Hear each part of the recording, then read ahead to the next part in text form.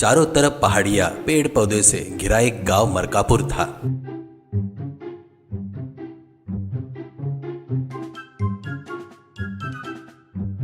उस गांव में 4 महापुरुष थे।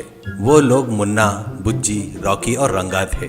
चारों दिन भर वो लोग कोई भी काम ना करते हुए पेड़ों के नीचे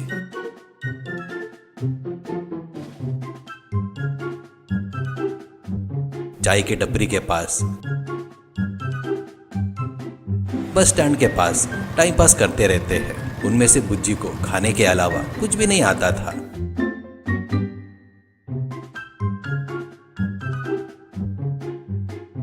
ऐसे वो लोग ग्राम पंचायत के पास बैठकर बात कर रहे थे। इतने में गांव का एक आदमी उधर से जाते हुए उनको देखकर रुक गया। अरे ऐसे रोज बगैर काम किए बातें करते रहते हो क्या? कोई काम वाम करने का उद्देश्य है या नहीं? करके कहता है। तो रे बगैर काम धाम कैसे खाली रहे तो खाना कैसे मिलेगा रे? ऐसा कहता है। तभी एक औरत आकर ऐसे लोगों की वजह से ही गांव का नाम खराब हो रहा है, ऐसा कहती है। वो सुनकर मुन्ना, क्या चाची खाना खाएंगे तो जिएंगे ना? ऐसा कहता है। तो पहला व्यक्ति, तुम ऐसे ही घूमते रहे तो शादी नहीं होगी तुम्हारी, ऐसे करके कहता है। उससे चारों लोग और शौक हो जाते हैं। तो बुच्ची, अरे ऐसे गांव में बैठे रहे तो सबसे गालियां सुनना पड़ेगा, ऐसे गांव के बाहर जाकर बैठेंगे, ऐसा कहता है। ऐसे चारों गांव के बाहर एक टूटे फूटे खराब कुएं के पास जाते हैं।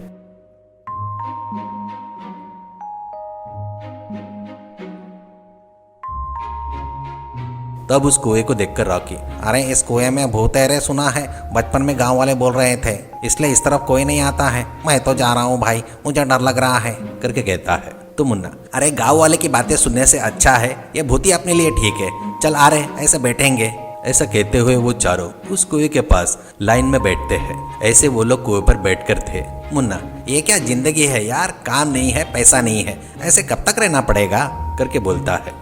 तो रॉकी, घर जाने के नाम से ही डर लग रहा है रे, मेरी माँ कहती है ऐसे गांव भर घूमने से अच्छा है कोई काम वाम किया तो अच्छा रहेगा, करके डांट रही है यार, खाना भी नहीं खाना हो रहा मेरे से घर में, करके कहता है। तो बुच्ची, अरे ये डांट गालियां अपने लिए कुछ नया थोड़ी ना है यार, भूख लगी है, बिरयानी वगैरह कुछ मंगवाएगा क्या? करके पूछता है। तो रंगा, बाप रे तेरे को बिरयानी चाहिए क्या? करके कहते रहता है। तो उस कुएं के अंदर से कोई तो भी खुशबू आ रही थी। वो खुशबू देखकर बुच्ची, अरे तुमको कुछ खुशबू आ रही है क्या? ऐसे कहता है। तो रंगा, अरे ये तो बिरयानी की खुशबू जैसी लग रही है, करके कहता है। तो रॉकी, हाँ ये बिरयानी की खुशबू है यार, ऐसा कहता है। तो मुन्ना, कुएं में बिरयानी कहाँ से आई रे? ऐसे कहता है। तो रॉकी, पता नहीं मुझे तो डर लग रहा है यार, अरे निकलेंगे रे यहाँ से, ऐसा कहता है। तो मुन्ना, अरे कुछ नहीं होगा यार, पहले ये क्या है देखेंगे, कहते हुए कुएं में झांक कर देखते हैं। तो वहां कुएं के अंदर बड़े बड़े बर्तनों में बिरयानी पक रहा था। वो देखकर रंगा, अरे ये सपना है या सच है, कुएं के अंदर बिरयानी कहाँ से आई? ऐसा कहता है। तो रॉकी, अरे यार मुझे भूख लग रही है, वो भगवान ने ही भेजा होगा बिरयानी, ऐसा कहता है। ऐसे वो लोग बात कर रहे थे तो एक भूत कुएं में से बाहर आकर,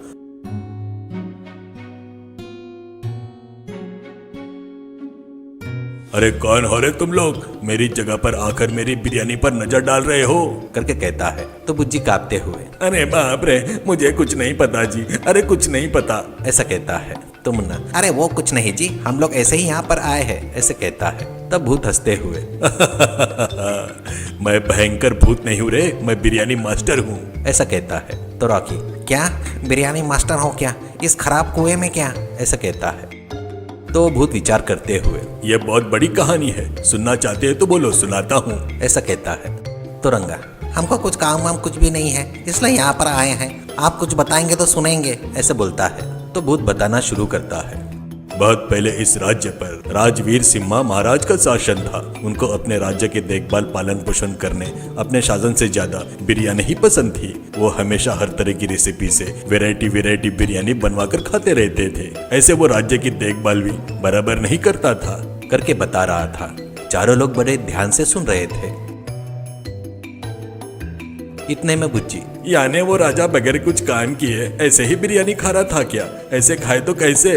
करके पूछने जा रहा था। तो मुन्ना, अरे तेरे डाउट बाद में रहे, बुच्ची आप पहले बताइए, ऐसा कहता है। इससे भूत फिर से बताना शुरू करता है और फिर भूत ऐसे रहते हुए उसके शत्रु देश के राजा को ये बात पता चलकर हमारे राज्य पर युद्ध हमला कर दिया था। हमारे राजा युद्ध में जीत नहीं पाकर भागकर उसको चाहिए वो बिरयानी का सामान लेकर इस कुएं के पास आकर इस कुएं के अंदर अंडर वाटर बिरयानी हाउस बनाया था। मैं भी महाराज के साथ आकर यहाँ पर बावर्ची का काम कर रहा था। कुछ दिनों के बाद युद्ध खत्म हो गया पर हम लोग यहीं पर बिरयानी बनाकर खाते रह गए करके बताता है। तो मुन्ना, यानी अगर हम लोगों को ये बिरयानी खाना है तो क्या करना चाहिए करके पूछता है। तो भूत तुम चारों लोग इस कुएं के चारों ओर हमारे राजा से प्रार्थना करो, तुमको बिरयानी पक्का मिलेगी ऐसे कहता है। तो वो चारों लोग उस कुएं के चारों ओर बैठकर ओ वीर सिम्हा महाराज, तुम्हारे राज्य के हम लोग हैं, हमको बहुत भूख लगी है, महाप्रभु हमको बिरयानी दिलवाओ करके चारों लोग प्रार्थना करते हैं। उतने में कुएं में से एक उजाला निकलकर तथास्तु करके बोलता है। तो बस चारों लोगों को आश्चर्य होता है।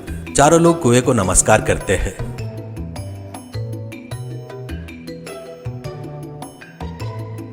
तभी भूत ये देखो हमारे राजा ने तुम्हें आशीर्वाद दिया है, तुमको जितना बिरयानी चाहिए उतना लेकर जाओ और खाओ। खाकर जो बच जाएगा ना वो गांव में जाकर एक होटल लगाओ, तुमको भी काम मिल जाएगा करके बताता है। उतना ही नहीं, तुमको जब भी बिरयानी चाहिए तब तुम यहाँ पर आकर अभी जैसा किए थे वैसा करो, तुमको जितना बिरयानी चाहिए उतना मिलेगा कहकर अदृश्य हो गया।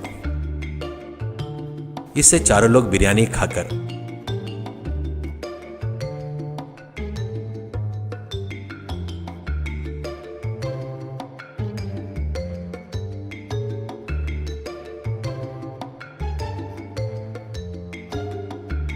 बचा हुआ लेकर गांव में आकर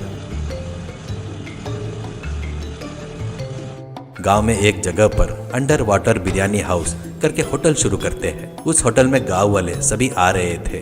वो बहुत ही फेमस हो गया।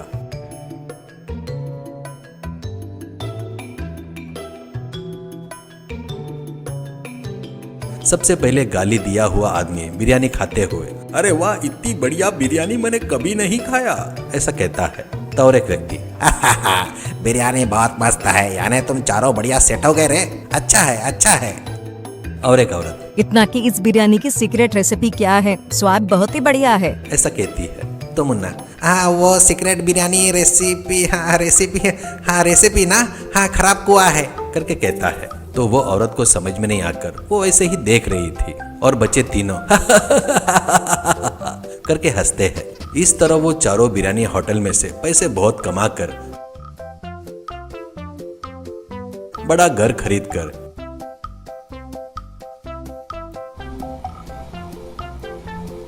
एक ही मंडप में चारों लोग शादी करते हैं।